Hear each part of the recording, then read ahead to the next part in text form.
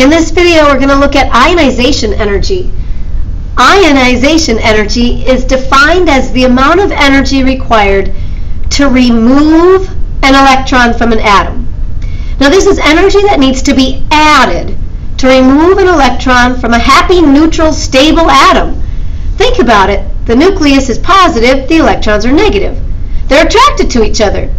So if I wanted to separate two strong magnets, I'd have to add energy.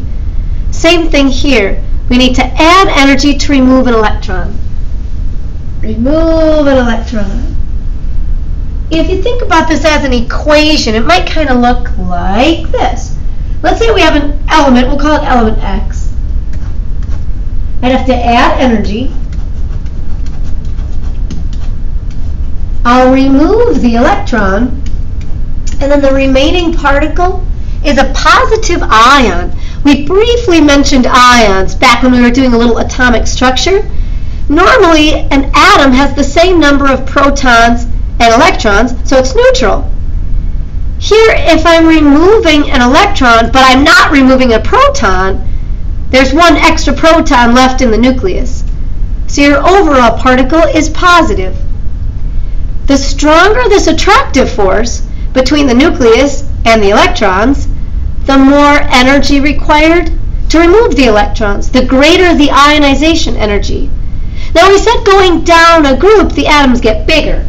So think about these big atoms. Here's my atom. It's got lots of energy levels. 4, 5, lots of energy levels. There's lots of inner electrons and orbitals that form a shield and block the attraction between the nucleus and the outermost electrons. So we said this is very weak. A weak attraction.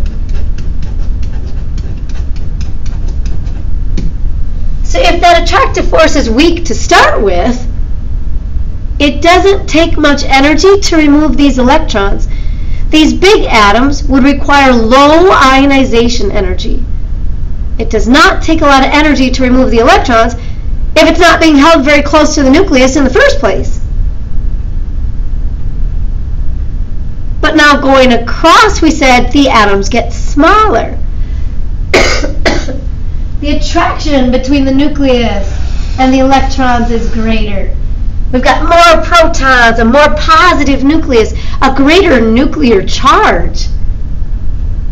So as that attractive force becomes stronger and the atoms get smaller, now I'm going to need more ionization energy to remove electrons from small atoms. Now again, that could be small atoms because maybe they only have a few energy levels. So here's a small atom. Maybe it only has 2 energy levels. So the electron is just close to the nucleus to start with. So this is a strong attraction.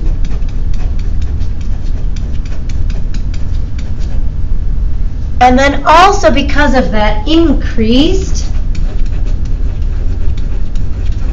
nuclear charge. Both of those would give me small atoms or atoms that have strong attractive forces. Either the electrons are just close to the nucleus because there's not a lot of energy levels, or because the nucleus is becoming more positive as we go across a period and add a proton, and so that more positive nucleus has a stronger attraction for its existing electrons. The stronger the attraction between the electrons and the nucleus, the more energy required to remove electrons. So on a periodic table, I like to look at the extremes. The bottom corner, francium. We said francium had the largest radius. It's going to have the lowest ionization energy. It does not take much energy to remove electrons from francium. In fact, he's probably like, here, just take them. I have so many electrons, I can hardly hold on to them. I'm such a big, giant atom. Often, francium readily gives away electrons. The opposite spectrum, helium, would have the highest ionization energy. Highest. Ionization energy. We'll call it IE. We said helium was the smallest atom. It's going to have the most attractive forces. There's only one energy level. The electrons are close to that positive nucleus. It'll take the most energy to remove electrons from something like helium.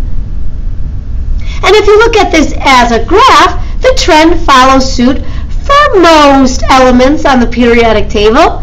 So we're looking at group number versus ionization energy. In general, as I go down a group, ionization energy decreases. So here's a group going down. Hydrogen, lithium, sodium, potassium. Oh yeah, that makes sense. The atoms are getting bigger. It takes less energy to remove their electrons.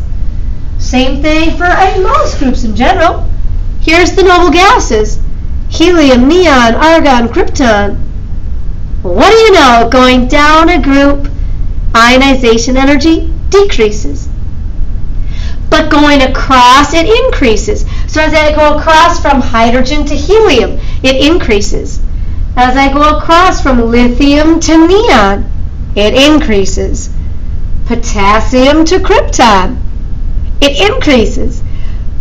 We're filling the same energy level, but there's more protons in the nucleus, so stronger attraction for those electrons. Now there are a few little bumps along the road, but this trend will follow most groups on the periodic table.